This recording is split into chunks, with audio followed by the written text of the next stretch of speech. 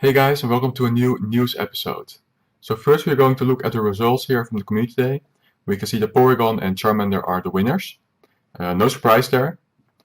Then we're going into this article from GRE47. It's a Sylph Arena contributor, and he has made many PvP analysis. You can see it again, it's a lengthy article. And he goes through all of the community day Pokemon. So clearly we only have to look at Porygon and Charizard, as those are the winners. You can see that he is going through both of these options here, and he's giving a verdict. So for example here, in terms of usefulness in PvP, I think Charizard with Dragon Breath takes the cake and Charmander is well worth votes. Based on what we know right now, the Mugs come in second for me.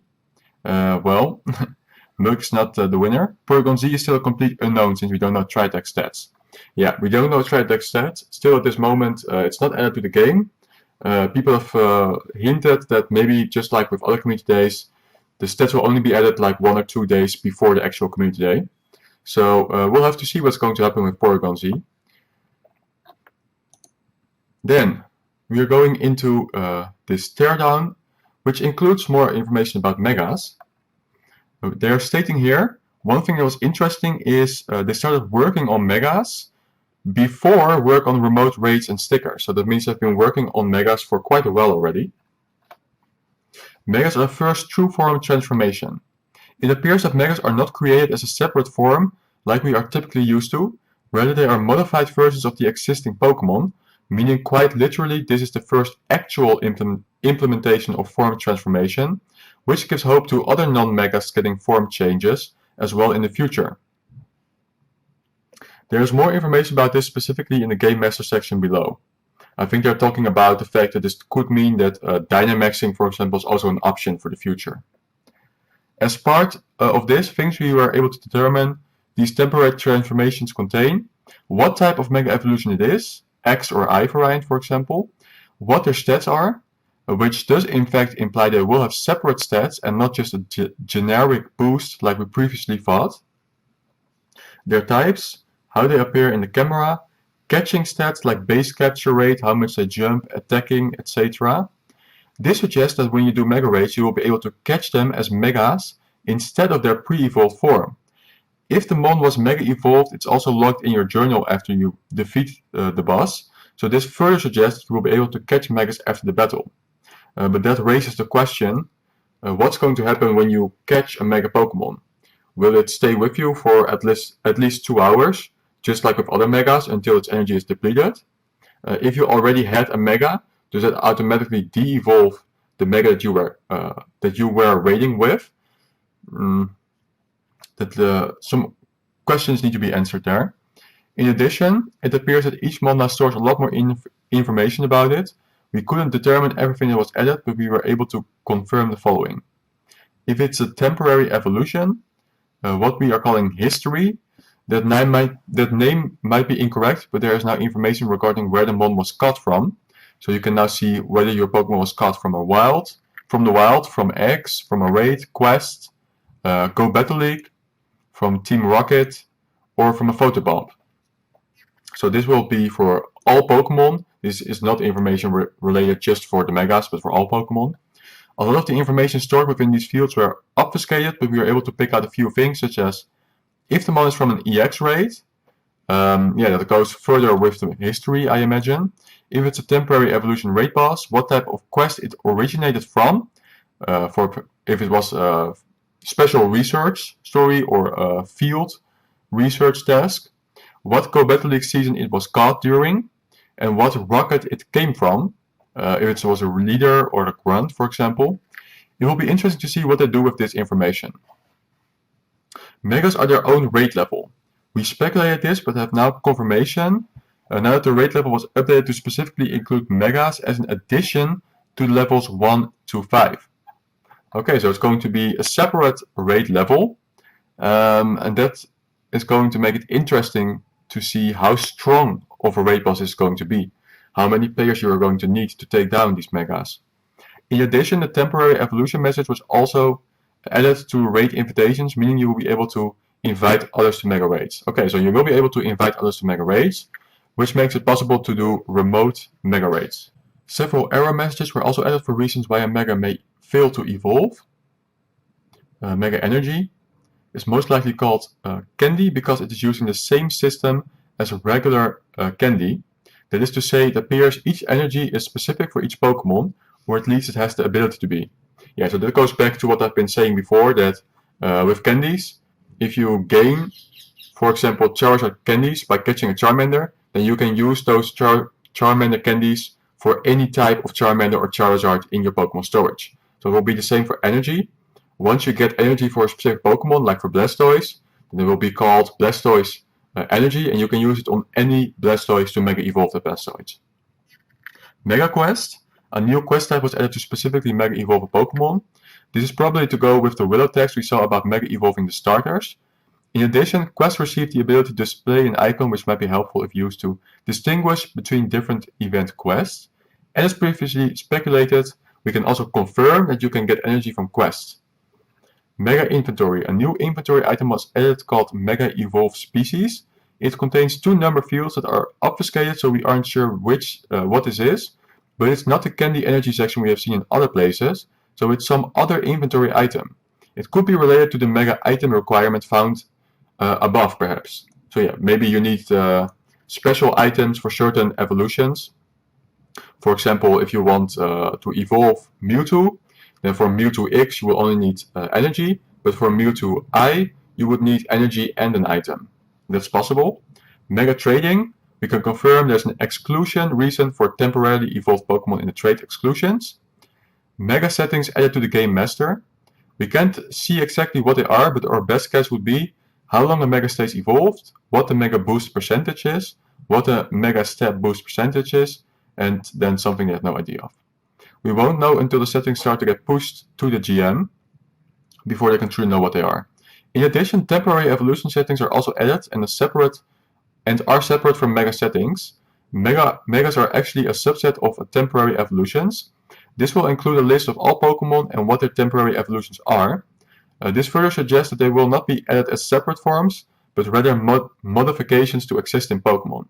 So yeah, those temporary evolutions can be used not only for Mega Pokemon, but they could be used for Dynamaxing, or maybe for something like Arceus to switch into different type forms, for example.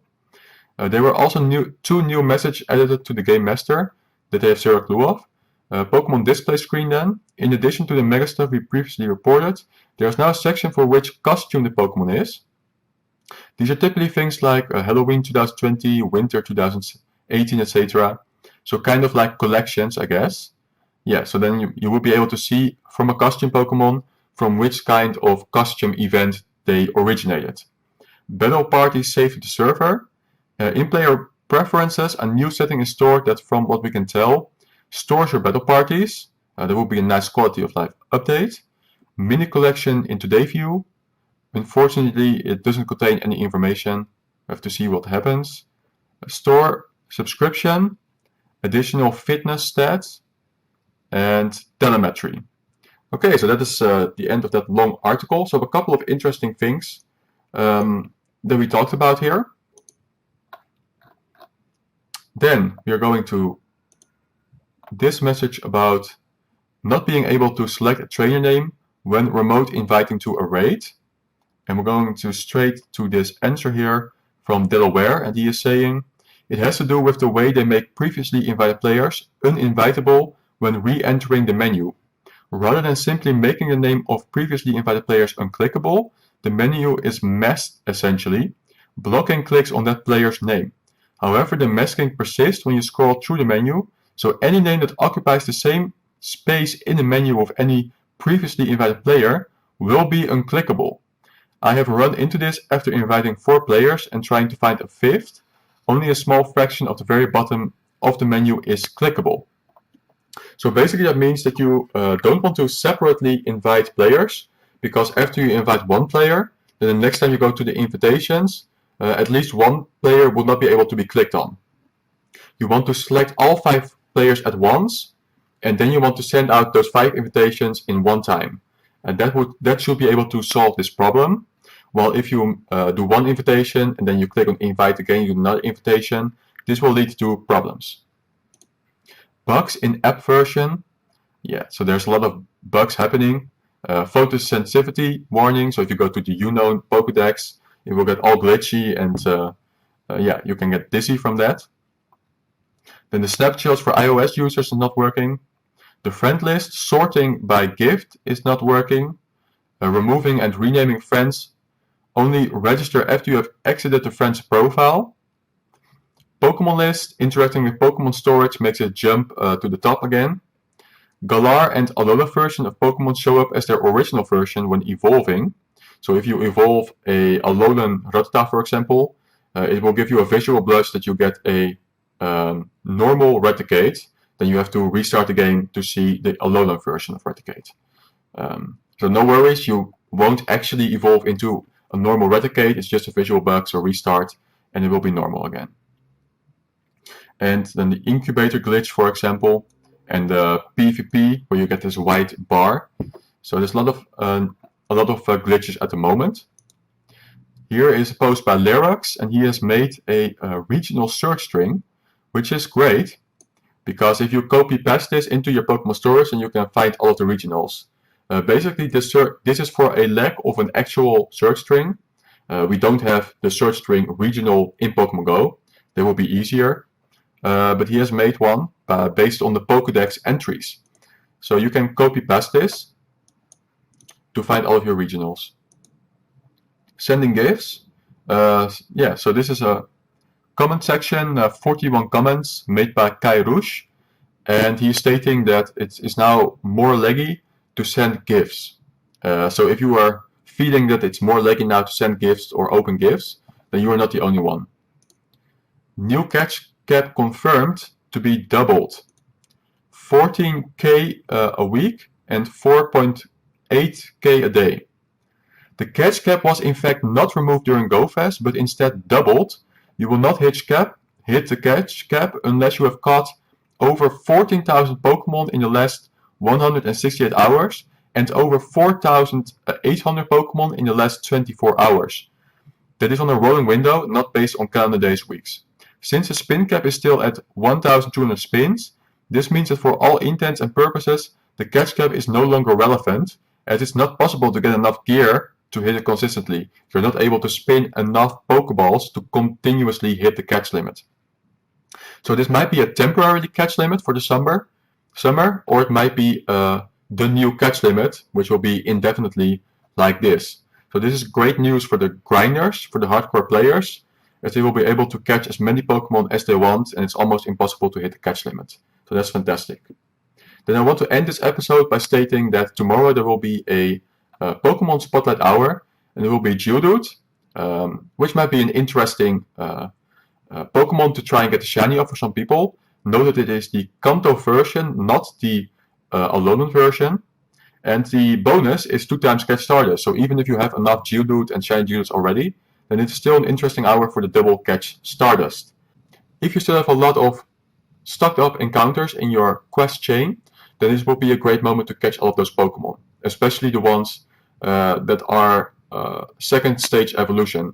There are a bunch of quests now that will give you second stage evolutions like Hitmonlee or some starter second stages. So yeah, don't miss out on that Spotlight Hour tomorrow from 6 to 7 p.m.